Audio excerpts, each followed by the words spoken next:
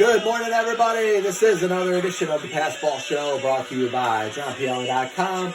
By Two Ways, One Passion Food Truck located in Scranton, Pennsylvania, as well as St. Aloysius Church and School in Jackson, New Jersey. Lots of stuff we're going to get into today in the world of baseball, sports, and unifying America.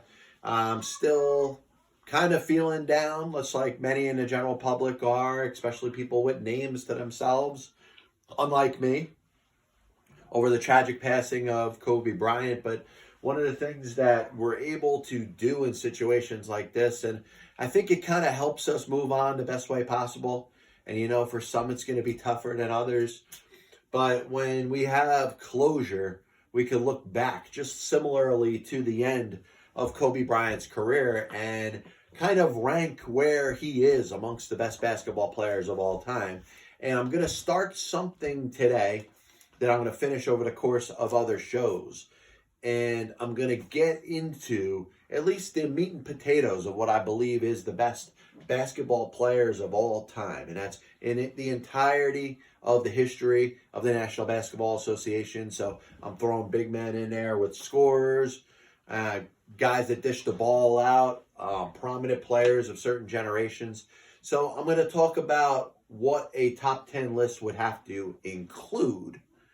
And speaking of top 10 lists, we're going to talk about the best Super Bowls or the greatest Super Bowls of all time. And a little bit later, we'll do a little bit of a preview. Super Bowl 54, Chiefs, 49ers.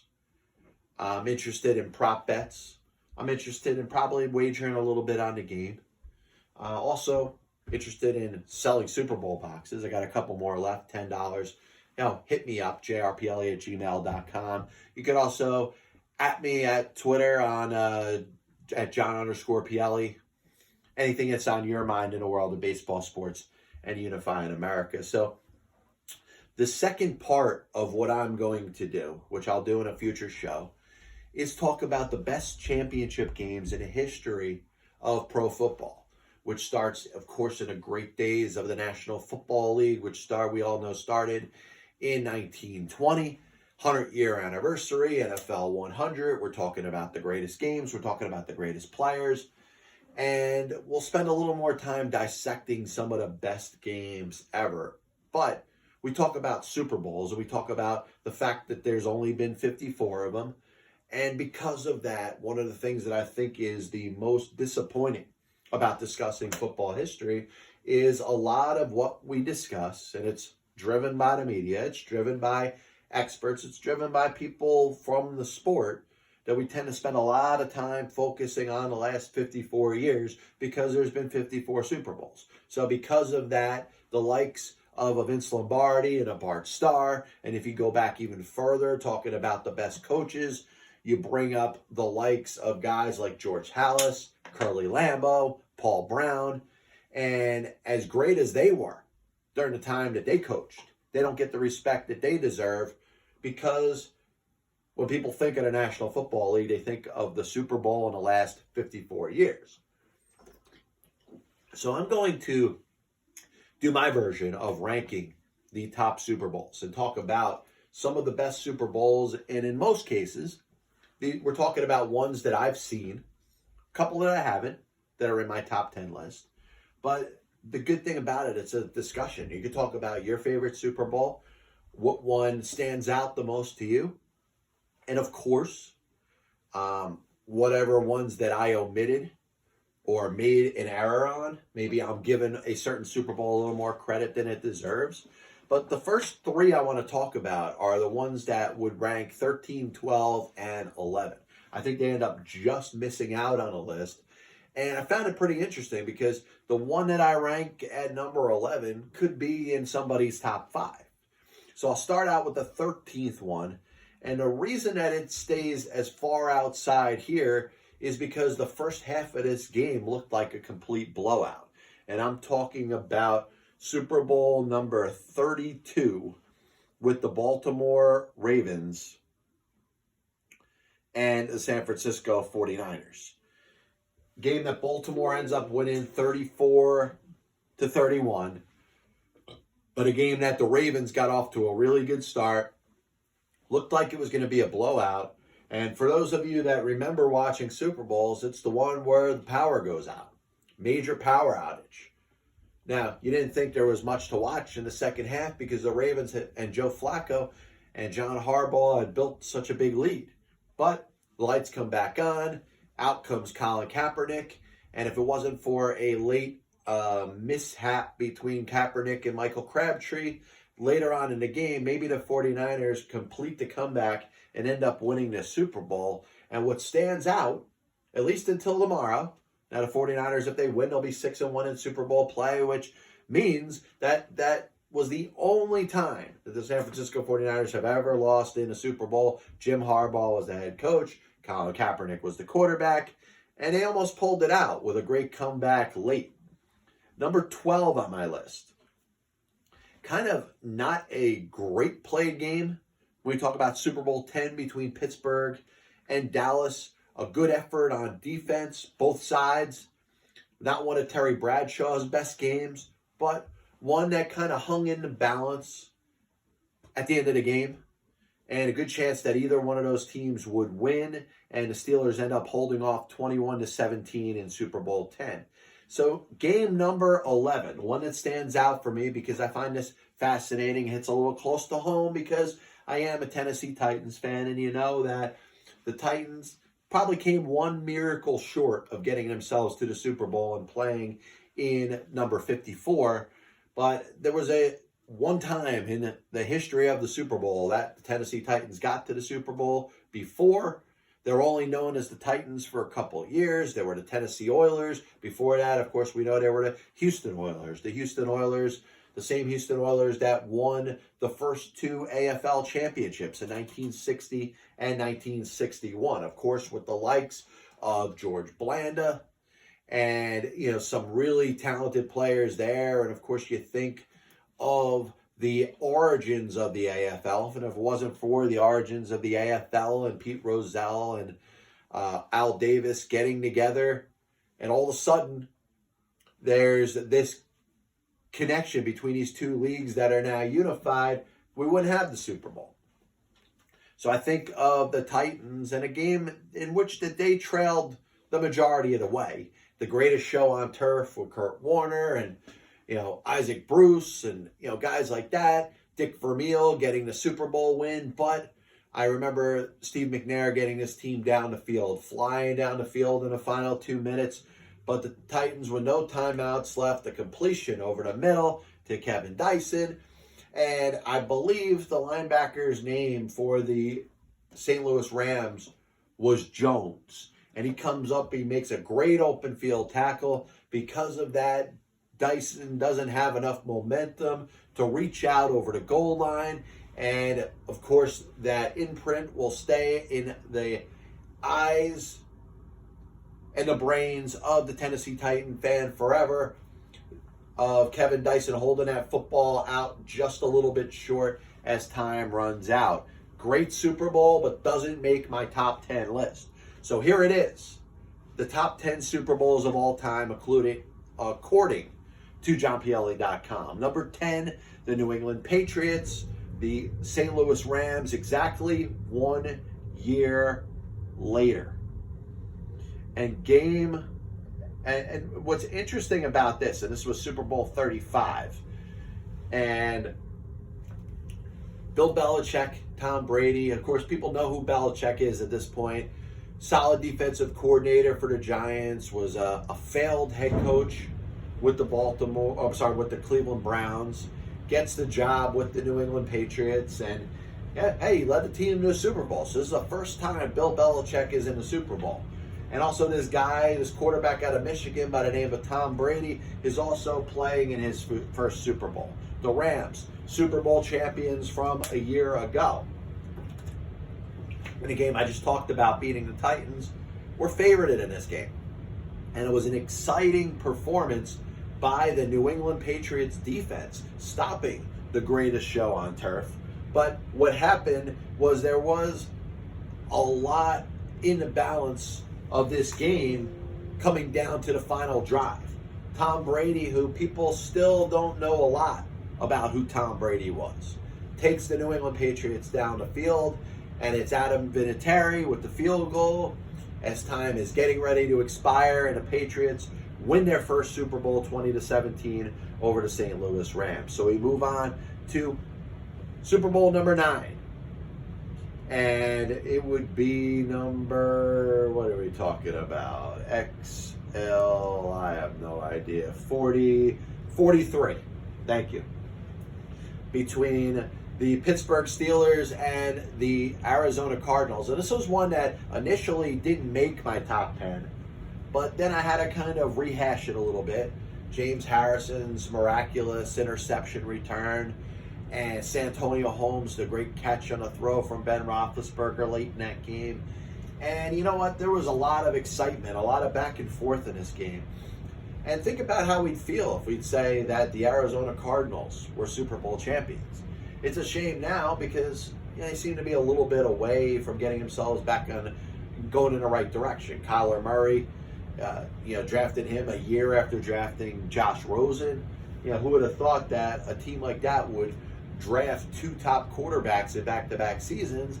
So they got a little bit of work to do. They seem to be getting themselves back in the right direction, but they're certainly far away from being Super Bowl contenders. So a game in which the Steelers, who have their 5 Super Bowls, end up winning is a game that they very could have easily lost. So that's why I don't want to rank number 9. Number 8 for me is really in the early part of the Super Bowl era. The only game that I remember, or based off of evidence of the game, that was a back and forth kind of a slugfest within the first 13 Super Bowls. And of course, I'm talking about Super Bowl 13 and the Pittsburgh Steelers and the Dallas Cowboys. And what stands out about this one, and I enjoyed this game, kind of recapping it to myself, because the action that's happening in this game, the Lynn Swann touchdown catch, but also 2 great quarterbacks playing well. Now, I spoke a little bit earlier about how Terry Bradshaw didn't have his best of games in the Super Bowl as a Super Bowl 10. But he did in this one. Him and Roger Staubach going back and forth. They combined for 7 touchdowns. And really, if you're talking about a throw forward of what you consider a modern day Super Bowl with the passing, the yards, the touchdowns, the scoring, this is a game that kind of is a throw forward. And that's why I rank it number 8. So Super Bowl 13, Steelers over the Cowboys 35-31. Game number 7 is another New England Super Bowl, and the New England Patriots are going to have a lot to do with a lot of the top 10 Super Bowls of all time. But this one stands out because of what could have happened. I think looking back, we don't realize how close we were from Jake Delhomme being a Super Bowl champion. We don't realize how close we were to the Carolina Panthers beating the New England Patriots in Super Bowl number, 38. It would have probably, in hindsight, looked like an upset, but a very well-played game where the New England Patriots, who had stopped the greatest show on turf a couple years earlier against the St. Louis Rams, were unable to stop the high-powered Carolina Panthers offense led by Jake Delhomme. But Tom Brady and the Patriots moved themselves downfield, another Vinatieri kick late, and it's the Patriots 32 and the Panthers 29. Game number 6 is a game that all I think about this game is Boomer Esiason. The San Francisco 49ers, the Cincinnati Bengals, 49ers favorited considerably in this game. Boomer Esiason, his one chance to play in the Super Bowl. And the fact that the Cincinnati Bengals are leading this game 16-13 late. Of course, the ball's in the hands of the great Joe Montana.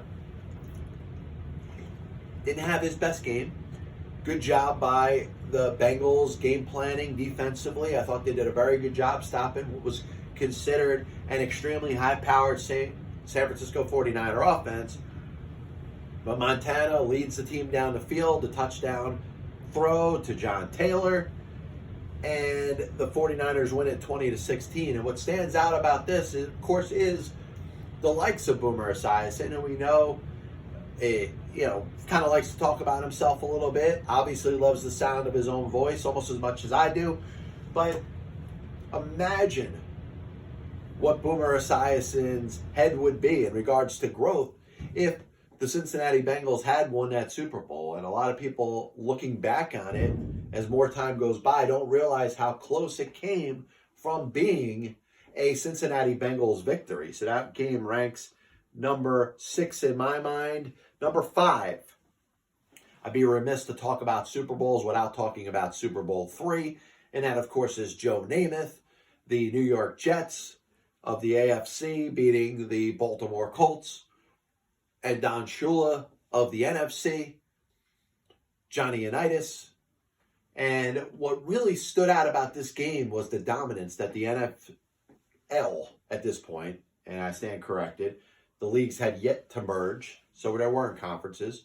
The National Football League had been known to that point as just a little bit superior. And it was shown in the first 2 Super Bowls with the Green Bay Packers and Bart Starr and Vince Lombardi having their way with the 2 AFC teams. So Joe Namath goes out there, he guarantees victory, and you get a great performance by the New York Jets defense, but also Namath making some very big throws and big times. Emerson Boozer helping the team out on the ground. And like I said, a very good defensive performance by the Jets. And one of the bigger Super Bowl upsets with the Jets winning this game 16-7. Super Bowl III ranks number 5. Number 4, the New York Giants and the Buffalo Bills. Another upset in my mind, and certainly based off of the odds. The odds were that the Buffalo Bills were going to win this game, similarly to the odds being in favor of the Baltimore Colts winning Super Bowl III, and the odds being in favor of the San Francisco 49ers beating the Cincinnati Bengals in Super Bowl number 23. So the Giants, who didn't have the offense that the Buffalo Bills had, guys like Jim Kelly, Thurman Thomas, Andre Reed, James Lofton, just an exciting offense, one that kind of reminds you a little bit of the Kansas City Chiefs. And if you think of the Chiefs winning, falling short in the Super Bowl this year, whether it happens or doesn't happen, and you could talk about a potential performance of the 49ers defense, which have to be similar to what the Giants threw out there against the Buffalo Bills. Just an exciting performance, but controlled by the Giants offense. The Jeff Hostetler handing the ball off to Otis Anderson, and a game that obviously spent a lot of time keeping the Buffalo Bills off the field, but still a game that should have been won by the Buffalo Bills. Jim Kelly runs the Buffalo Bills down the field, sets himself up for a chip shot field goal, and of course Scott Norwood misses the field goal wide right, and the Giants, for the second time in the history of their franchise, are the Super Bowl champions. So Super Bowl, the number 4 on the list of the greatest Super Bowls in history, according to JohnPielli.com. The Giants 20, Buffalo Bills 19, Super Bowl number 25.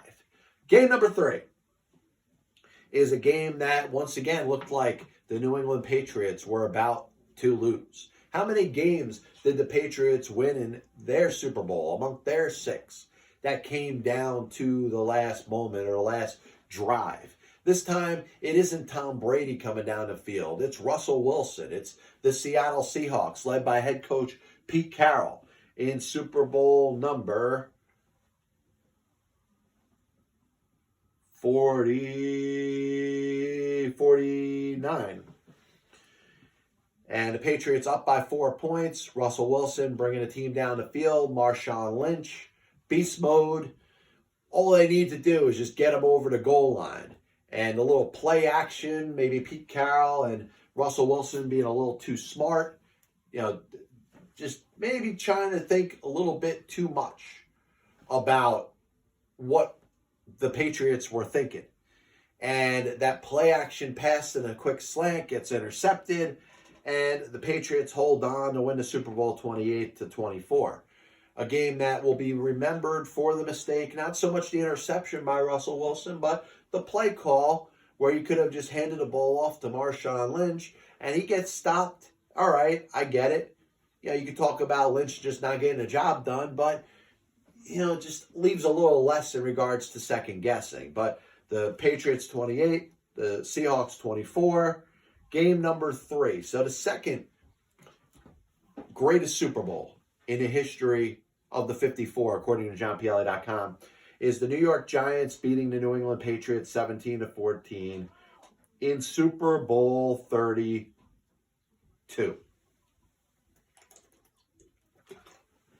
What's always going to be remembered about this game is the fact that the Giants and Patriots met in Week 17 of that season.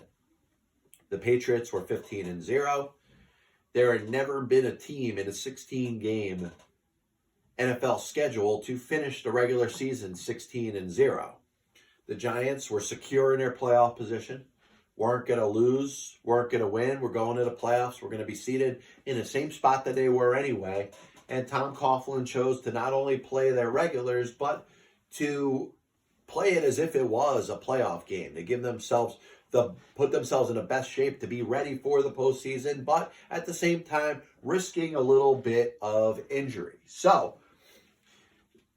the New York Giants end up falling a little bit short in this game, Week 17, but they're ready for the playoffs. They're playing their best football. They have a great performance, getting themselves to the Super Bowl, where, ironically, it's a rematch between them and the New England Patriots. And the Giants, great defensive effort, led by Michael Strahan and Justin Tuck, and being able to put some pressure on Tom Brady and hit him a couple times, made this game very, very close. And the reason that the Giants have a chance as we get towards the end of this game is because of the performance of the Giants defense. And the Giants, as they are moving the ball down the field, of course, you got the great David Tyree catch, which ends up being one of the most iconic Super Bowl catches in the history of the Super Bowl. And the Giants end up scoring late, win this game 17-14, and end the perfect season of the New England Patriots, who end up going 16-0 in a regular season. The 2 postseason wins were trying to be 19-0, end up losing that last game, leaving the 72 Miami Dolphins as the only team to go undefeated in the National Football League history. So it leaves me the game number 1. And we can talk about different games that you may think deserve a little more credit. Like the New England-Seattle game will probably get some more love in some people's minds. The Giants-Patriots, the Giants-Bills. And like I said, even the Rams-Tennessee Titans may get a little more love in a matter of opinion to somebody else. So I do want to hear your top 5s in regards to your favorite Super Bowls of all time. But I think of the Patriots and the Falcons and just the ridiculous comeback, the 28-3 lead that the Atlanta Falcons had. I don't think I've ever watched an event. And I watched the Houston Oilers lose a playoff game to the Buffalo Bills led by Frank Wright when they were up 35-3. And you saw pretty much right after the Oilers had gotten up 35-3, the Bills were starting to come back. The Titans now, but the Oilers then end up kind of playing prevent defense, and all of a sudden the Buffalo Bills not only put a couple scores on the board, but build some momentum. And it took a little while before the momentum started to build in this particular Super Bowl between the Patriots and the Falcons. But once it became possible, you started kind of looking at the television, and if you were lucky enough to be at the event, looking at the field, and just realizing how close you were to watching history happen right before your eyes. When Tom Brady is moving down the field with the New England Patriots, you're getting a sense they're going to score. Not only that, they need the 2-point conversion also to tie the game, and they tie it at 28-28. And all of a sudden, we're going to overtime. And yes, the Patriots win the coin toss, march down the field, win the Super Bowl in overtime.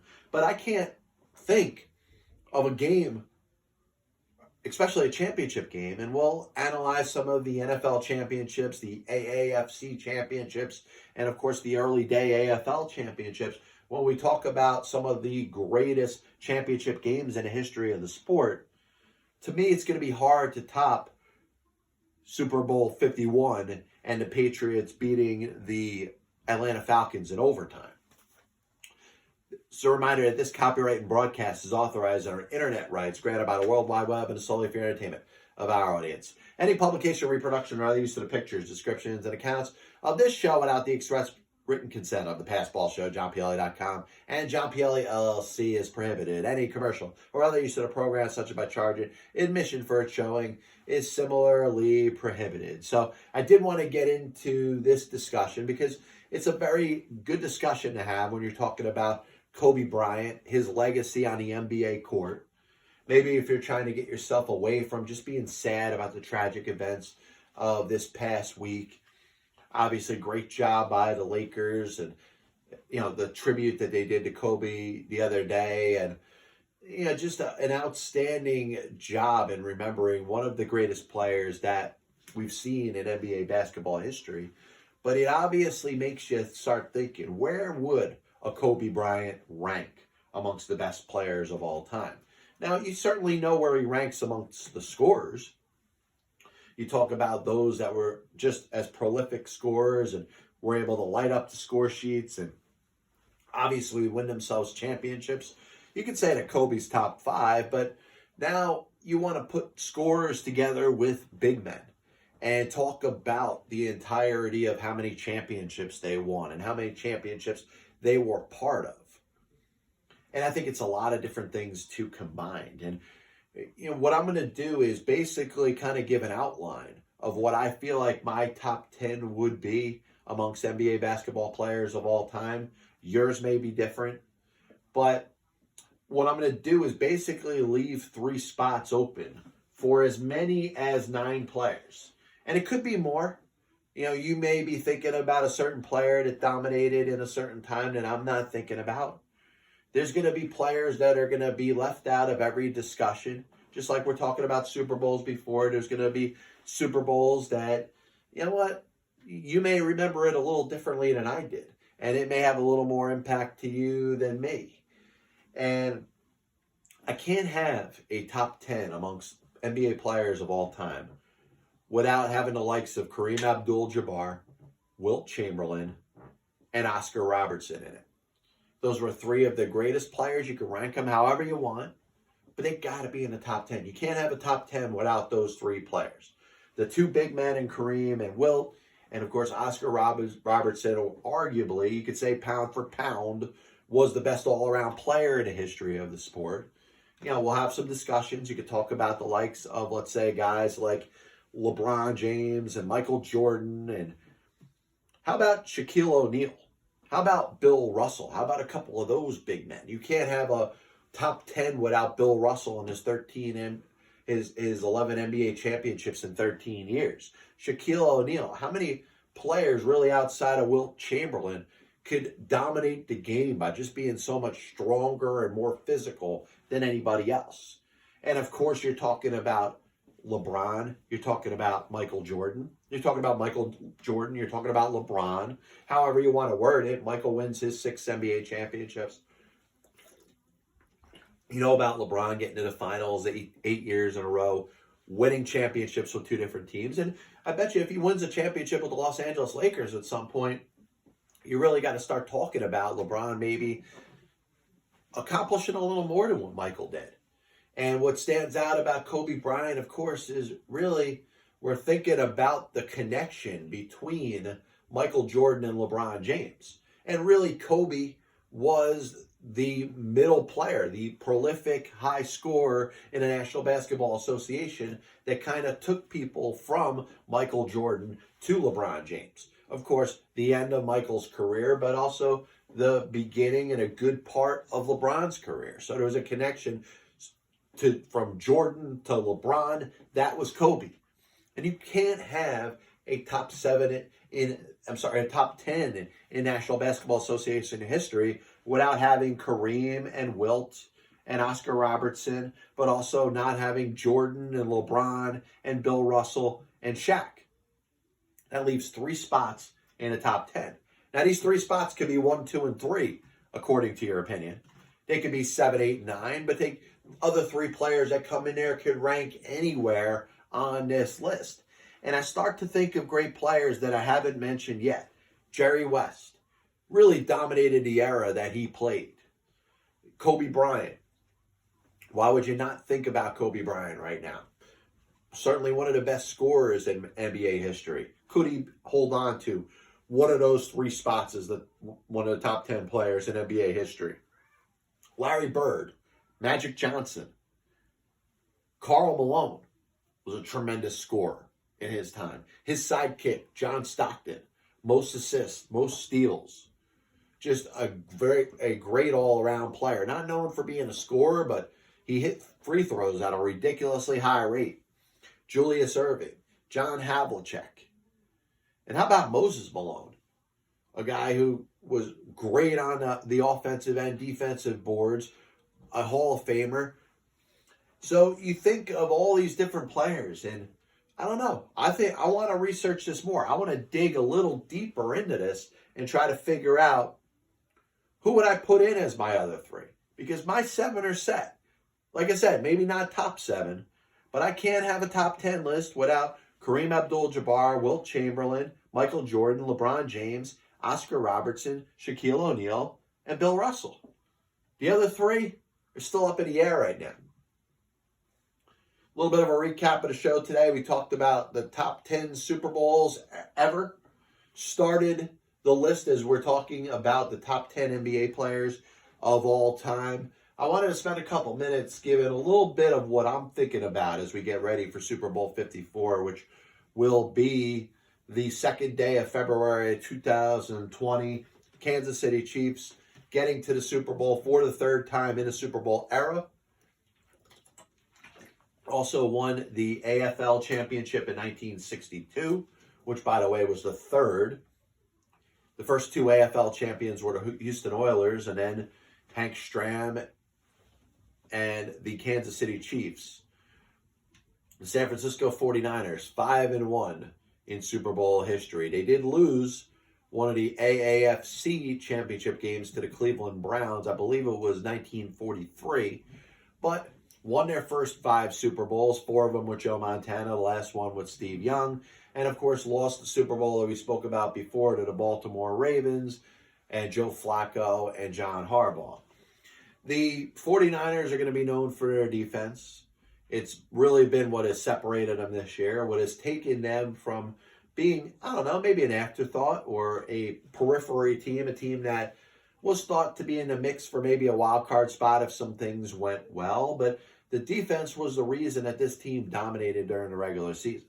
The defense was the reason that this team could go out there and compete with the likes of anybody. Now, I think the defense is going to be very important in this game for the 49ers. If they could stop the Kansas City Chiefs and their offense, I think the Chiefs could be in for a long night. But if they can't, and the Chiefs are able to move the ball downfield like they did last week against Tennessee, like they did the week before against the Houston Texans, then it's going to be the 49ers that may be in trouble. But I'm interested in the running game for the San Francisco 49ers. You're looking at Raheem Mostert, who really has come out of nowhere, kind of a special teams player at the beginning of the season, all of a sudden breaking out, becoming a star before our eyes. Can he run the ball as well as he did last week against the Green Bay Packers? And if not, if the Chiefs are able to stop the run, can Jimmy Garoppolo make the key throws? Now, Jimmy Garoppolo has done nothing but win since he's been a quarterback in the National Football League history. Since his time in there. He's what? 21-4 as the quarterback of the San Francisco 49ers. You're looking at somebody that, the 49ers are, they're 4-20 in games not started by Jimmy Garoppolo over the last 3 years. Is he a winner? Like, could just win the championship? Or just doesn't lose games? or can he come up big in a big moment? And I think that may be a huge difference between the 49ers winning this game and the 49ers losing this game. If the ball's in Jimmy Garoppolo's hands late, and the 49ers either need to move the ball downfield to kill some clock, or move the ball downfield to score late and win, or if it's a matter of 2 minutes to go in the first half and a need for Jimmy Garoppolo to move the team downfield, can he do it? I think those are going to be interesting things to watch as we're paying attention to this game. I would expect it to be close. I was debating earlier whether I was interested in the over or the under. 55 points, sure, that's a high number, but it's going to come down to the San Francisco 49ers defense. Do they stop Kansas City? Because if they don't stop Kansas City's going to score a lot of points. And if it turns out to be a slugfest, and the 49ers got to throw the ball and move downfield to keep up with the Chiefs, can they do it? I don't know.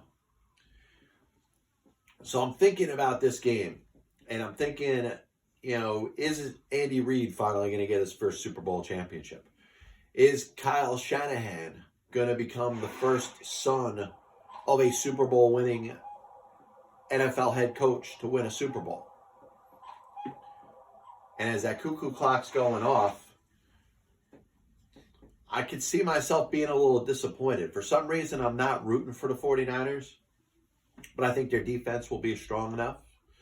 I think, especially in goal line situations, especially in red zone situations, they could hold the Chiefs to a field goal a couple times. And I could see a big play, whether it's Kittle the tight end, whether it's Emmanuel Sanders, somebody with a catch and run, and puts the 49ers up a little bit late. And I could see them winning a game like, 23-20, which would certainly be the under, and would make the San Francisco 49ers Super Bowl champions for the 6th time in the history of the sport. I do want to thank everybody for tuning in. This is the Pass Ball Show, brought to you by JohnPLA.com, by St. Aloysius Church and School in Jackson, New Jersey, by Two Ways, One Passion Food Truck, located in Scranton, Pennsylvania. So we're going to finish off the show today with a couple trivia questions. And we'll start out with a Mets trivia from the 23rd of January. From 1967 to 1973, which Mets pitcher had the most hits among team hurlers for 7 consecutive seasons? And I'm going to go with Tom Seaver, George Thomas Seaver. And the answer is George Thomas Seaver. We'll do one more Mets one, and then we'll do a couple baseball ones. In 1975, Rusty Staub set a Mets club record for 105 runs batted in a season that stood for 15 years. Who was the first to break it? And I am going to go with Darryl Strawberry.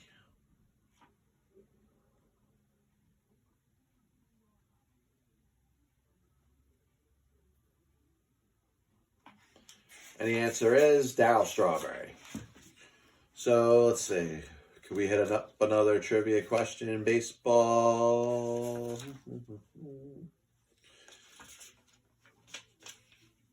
Match the players with their nickname. Johnny Bench, Charles Bender, Bob Feller, Fergie Jenkins. I'll go with Fergie being Fly. I'll go with Chief being Charles Bender. The heater from Van Meter will be Bob Feller. And Little General will be Johnny Bench. So 1 would be B, 2 would be C, 3 would be A, 4 would be D. And we are correct. So, as always, I do want to thank everybody for tuning in to the Pass Ball Show. You can check me out on YouTube, John Pielli. Check out my website, johnpielli.com, where we got a whole bunch of different rankings of some of the best of all time in regards to sports. Things that you don't see, like the teams in Major League Baseball history that never have hired a black manager. the teams in Major League Baseball history to have never hired a Latin American manager. And of course, some of the top 10 coaches in the National Football League history, the top 10 quarterbacks in National Football League history. And in fact, the worst quarterbacks based off of touchdown and interception ratio. All stuff you can see on johnpielli.com, in addition to the hundreds and hundreds of interviews with current and former Major League Baseball players, some football players, basketball players, and of course, people associated with the world of sports. I do want to thank everybody for tuning in. God bless you. And as always, I'll see you on the other side.